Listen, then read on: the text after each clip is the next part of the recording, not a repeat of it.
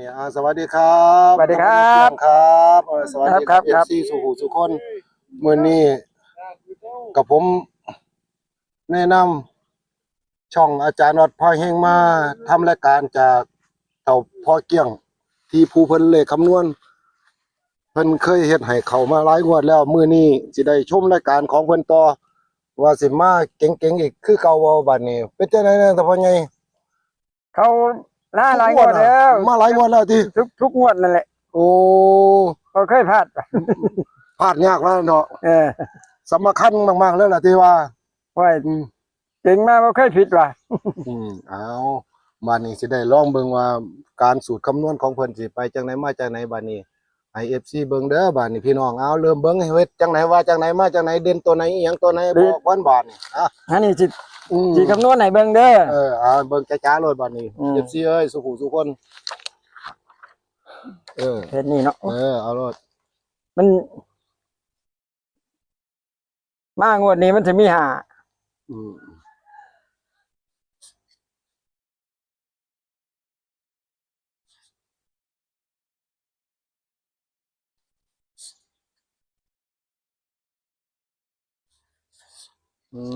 มาแล้วนี่ โอ้สูตรมัน สูตรมีนี่มาแล้วนี่บ่นี่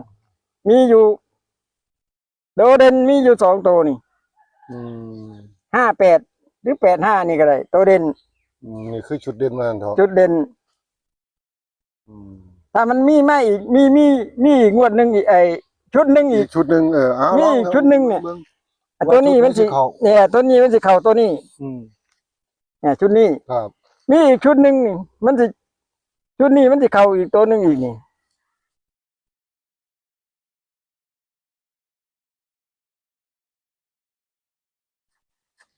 เนี่ยชุดนี้นี่มีอีกชุดหนึ่งอีกนี่ อันนี้ที่มาของสูตรว่าท่านเถอะ ที่มาของสูตร อันนี้นี่มันจะเข้าถ้ามันเข้าชุดนี้เนี่ย จังหมวดที่แล้วมันไปจากไหนมาจากไหนบัดนี้ งวดที่แล้วมันก็ แล้วว่าเบิ่งตัวอย่างมันมี7นี่เนาะโอ้ยเดี๋ยวงวดที่แล้วมันออกยังออก66กับ06 66 66บน06 มันเป็น7นี่เนาะ ครับ ที่มันคำนวณให้เบิ่งก็ได้7มันออกมา7เนาะ8 9ว้าวอันนี้0เนี่ยเนี่ยเนาะมันบ่ออกโกงโตคันมันออกโกงตัวนี้ ถือว่าฟันเต็ม โอ้ เลย เต็มเลย อันนี้มันออกนี่ตัวนี้นี่นั่นออกมาตัวนี้แต่บ่ผิดเด้เนี่ย ไม่มีผิดคือมันเข้าทุกงวดว่ะเนี่ยเลขตัวนี้เข้าทุกงวดมันบ่หนีกัน เนี่ยถ้าวิ่งน่ะไม่เคยพลาดเนี่ยชุดนี้กับชุดนี้ ครับ ลองพิจาร ลองพิจารณาเบิ่งว่ามันสิเจ๋งอีกบ่ครับว่ามันบ่พลาดหน้างวดนี่เนี่ยตัวนี้ที่ให้ตีอย่าง80หรือ90%น่ะเดี๋ยวเขียนวันที่ไว้ให้เบิ่งเนี่ยเขียนวันที่เราคงยังขยายเลขอันนี้เดี๋ยวเอาอ่านนะเขียนวันปีเดือนเราคงจะมาขยายเลขให้เพิ่นขยายเลขเขียนวันที่เดี๋ยวให้เดี๋ยวเขียนวันที่แล้วให้พอเกี่ยงเพิ่นขยายให้ว่าเป็นเลขอันไหนอีหยังที่มาของเลขคำนวณเลขสูตรเพิ่นมาจากไหนไปจากไหนได้ยินอยู่ว่าหันที่ผมมานั่งศาลมื้อนั้นเนาะก็ว่าได้เลขตรงกันโอ้ว่าซั่นเนาะว่ามาตั้งศาลแสดงว่าเพิ่นนี่คำนวณมาเข้าคงวดตัวนี่ว่าซั่นเนาะ เขาทุกงวดนั่นแหละส่วนมากได้ของยังได้ติดตามมันที่จริงผมบ่ค่อยได้บ่ได้เสาะแสวงเรื่องอันหวยคำนวณเนาะหวยคำนวณอันนี้ยังไม่เจออันนี้งวดต่อไปเนาะครับงวดต่อไป1งวดวันที่1งวดวันที่1มันก็นั่นล่ะนี่แหละที่คำนวณได้นี่ต่อไปนี่งวดวันที่1มันมีตัวนี้85หรือ58นี่ก็ได้กับ30 03 มีแค่นี้ถ้าศูนย์มันมา แต่ที่นี่ อาจารย์บอกกับว่าเจ้าของบ่มักศูนย์นะ อืม บ่มักศูนย์คันมันเลยไปดีมันแม่นบ่ว่าบ่แม่นหรอก แต่อยู่ในเกณฑ์นี่แหละ ถ้ามันพลาดออกจากนี่นะครับ ต้องเข้า อืม อันงวดวังหนึงนี่มันมาโกงโตโพด อืม 0990นี่ มันมาโกงโหดเนาะ มันโกงโทษที่จริงมันสิไป70นี่มันบ่ไป มันเลยมาจังสันว่าเถอะ เลยมาอย่างนี้ อย่างนี้ก็บ่เกิน4ตัวนี่ คือบ่ฮอด4ตัวซ้ำ แม่น สิเก่งให้3ตัวเลยนี่หมู่นี่ เอาบาดนี้ตัดหางกันเบิ่งบาดนี้นั่นล่ะตามส่วนนั่นล่ะบ่ตัดพี่ใส่พี่เลย ใส่มองหน้าเขียนไว้ในบาดนี้เขียนเป็นหลักให้เขาเลยบาดนี้ต้องเป็นหลักให้ FC เขาได้เบิ่งเลย ลักก็มี นั่นล่ะลงโลดมักตัวไหนบาดนี้ 58 ด้วยความมั่นใจแล้วบาดนี้ อันนี้มี58กับ85แม่นบ่ ครับ บ่ต้อง บ่ต้อง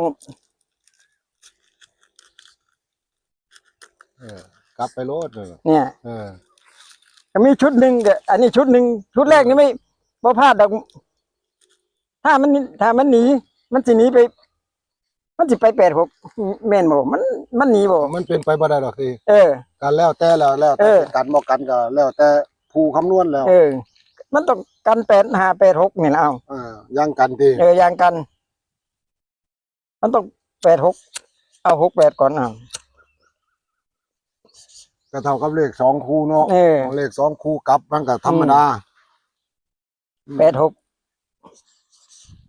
เนี่ย มีแค่นี้ ถ้าย่างไป ถ้านี่ชุดแรก มันมีอีกชุดหนึ่งแต่บ่อยากให้2ชุดนะให้ชุดเดียวนี่ล่ะ เอาให้ลงไปโลดไอ้สุด03นั่นน่ะ ชุดจะบ่อยากให้ว่ะ เอาค่าเขาผู้เขาชอบเนาะค่าเขาชอบ ลงไปโลด03คู่เดียวโคโลก็ได้ตัวเนี่ยเอาตัวนี้บัดนี้วิ่งเด้บัดนี้ 0330 ให้เขา วิ่ง ขับ 3 ถ้าวิ่ง3ไม่ต้องวิ่ง0ไอ้ตัวนี้ คือชุดนี้ว่าเนาะ ชุดนี้ อันนี้ให้วิ่ง8เนี่ยให้วิ่ง8เลย แสดงว่าชุดนี้ก็ต้องวิ่ง อันนี้ วิ่ง8กับวิ่ง3วิ่ง3มัน3003อยู่แล้วน่ะเนี่ยตอนนี้แหละ ครับ ถ้าเล่นวิ่งก็มีแค่นี้ อันนี้วิ่งเนาะวิ่ง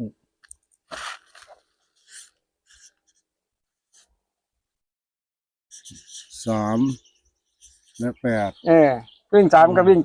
8คนละชุด คนละชุดวิ่ง3กับวิ่ง8บ่หลายตัวดอกถือว่า ไม่ว่าหลายตัวเลข3คู่ เลข3คู่เท่านั้น เล เอง ข3คู่ เนี่ยคู่หนึ่งนี่คู่หนึ่งนี่คู่หนึ่งแค่นั้นเอง วันนี้จังเฮ็ดมาคู่เทื่อนี่กับแบบนี้ล่ะติ แบบนี้แหละ แต่บ่เคยผ่าน เขามาตลอด บ่ผ่านสูตรนี้แหละว่าไปสูตรอื่น จักปีแล้วพาตั้งแต่ เฮ็ดมานี่ติ ตั้งแต่เฮ็ดมา ถ้ามันพลาดมันสิพลาด2งวดติดกัน ถ้าหลังจากนั้นก็มา หลังจากนั้นไม่เคยพลาด ยาวมาเลยว่า ยาวมา บัดนี้สรุปแล้วในปีนี้ท่านพลาดจักเที่ยบ่นี่ บ่ ตั้งแต่ปีใหม่มานี่บ่ท่านพลาดแม่นบ่ ยัง ถ้าบ่บนกับล่าง ถ้าบ่บนกับล่างอย่างเดียวเลยแม่นบ่เพราะว่าเลขสูตรตัวนี้บ่แม่นว่าบนก็คือบนล่างก็คือล่างคือว่าบนล่างได้เลย บนล่างได้เลย ครับวางบนล่างมาเลยว างบนล่างมาเลยทั้งไอ้8558ก็ได้3003นี่ก็ได้ ครับนี่เนาะเลขอันนี้เนาะทั้งบนทั้งล่างเนาะ ทั้งบนทั้งล่าง ทั้งบนและล่างทั้งบนและล่างนี่ก็แสดงว่าเล่นทั้งบนทั้งล่างสมมุติว่าถ้าทุนน้อยอีหลีก็ฟันคู่เดียวไปเลยแม่นบ่ ฟันตัวเดียวกันนี่แหละงวดนี้ก็สิใส่ฟันตัวเดียวนี่แหละ ฟันคู่เดียว8หาไปเลย8หา 8 ไปเลยว่าซั่นเถาะ อืม ถ้าฟันถ้าคือมักนี่มักตัวนี้คักว่าซั่นเถาะ สิวงกลมไว้ให้ FC เขาเบิ่งก่อน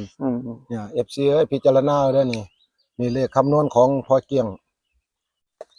เมื่อในหมวดนี้ถ้าว่าหมวด ถ้าเบิ่งว่ามันเข้า มัน บ่ มันสิเข้าบ่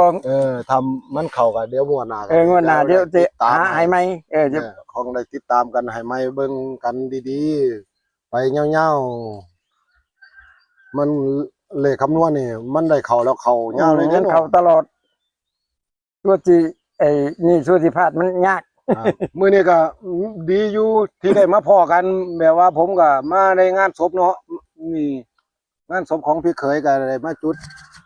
มาส่งเพิ่น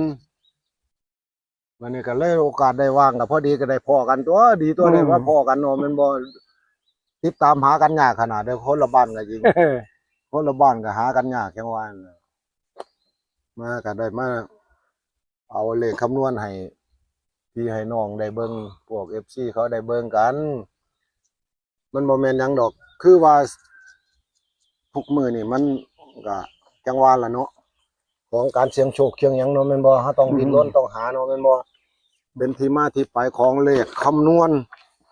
อันนี้เลขคำนวณเนาะเดี๋ยวเขียนไว้ว่าคำนวณ เลขคำนวณของพอเกี่ยงเลขคำนวณเลขคำนวณเด้อพี่น้องเอ้ยตัวนี้ สามารถมาได้ทั้งบนทั้งล่างบ่ได้ว่ามาได้อย่างเดียว บ่ได้เจาะจงว่าทางเดียว บ่ต้องเจาะจง ถ้า เล่นบนก็ได้เล่นล่างก็ได้มัน เดี๋ยวสิเขียน ถ้ามี FC เขาโทรมาถามมาอันนี้ ติดต่อได้จังไหนนี่บอกเบิ่งดูบอกหมายเลขแน่ บ่ติดต่อข่อยบ่ได้ดอก หรือยังอันนี้อยู่ ยังติดต่อไม่ได้ ใจเย็นอยู่เนาะแม่นบ่ ยังใจเย็น ถ้าบ่อันนี้ก็ให้ติดต่อมาทางผมเด้อ ทั้ง สิ ทั้ง เดี๋ยวผมสิเขียนเบอร์โทรผมลงให้นี่ เดี๋ยวของให้จะอันนี้เนาะเบอร์โทรเนาะ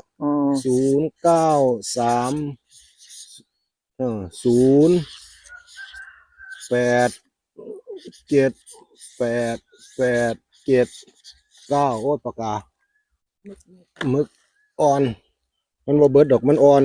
093 087 8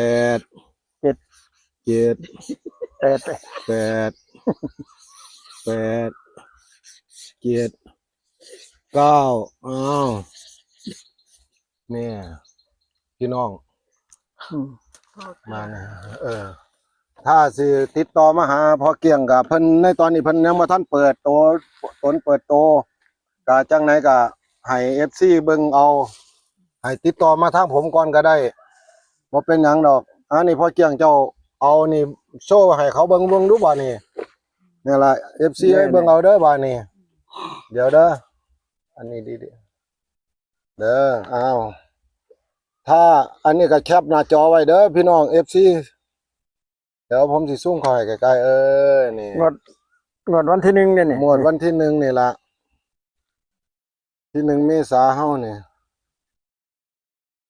วิ่ง3วิ่ง8บนล่าง วันที่1เมษายนนั้นเบอร์โทรติดต่อผม มีเพิ่นเดือนไว้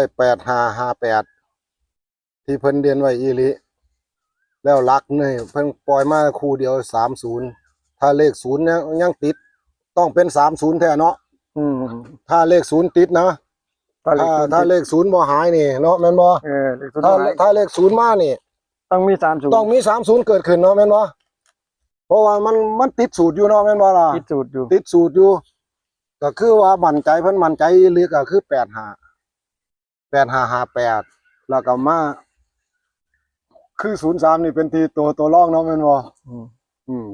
อันนี้ก็มันก็สิได้จังซั่นแหล้วว่าบาดนี้ FC ก็ให้พิจารณาเอาตัวสิ่งไหนมันดีสิ่งไหนมันบ่ดีก็ให้ไปเป็นแนวทาง คือจังตัวผมก็บ่ฮู้จักสิว่าจังไหนเนาะก็แนวคนคำนวณบ่เป็นเนาะถ้าคำนวณเป็นผมก็สิว่าแล้วผมก็สิมีการตัวอย่าง อันนี้ก็สูตรไผสูตรมันจังว่าล่ะก็ดีแล้วล่ะพอได้เป็นแนวทางให้ FC รถของเขา นะรถแมวถ้อย ชบยังบ่ทันรวด รถของ อืม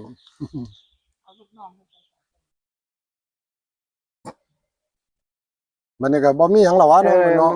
มีแค่นี้ละ มีแค่นี้แม่นบ่ ลองติดตามเบิ่งติดตามเบิ่ง ติดตามเมืองมานี่เอาท้ายสุดนี่ก็พร้อมลาพระจากเอาสวัสดีพระเกียงครับผม สวัสดีครับทุกคนทุกคน สุผู้ทุกคนเนี่ยละหน้าตาเพิ่นก็จังซี่ล่ะบัดนี้ท้ายสุดนี่ก็ขออำลาพระจากให้ไปพิจารณาเป็นแนวทางให้มีโชคมีหมานสุผู้สุคนกับพ่อเกียงเด้อสวัสดีครับ สวัสดีครับ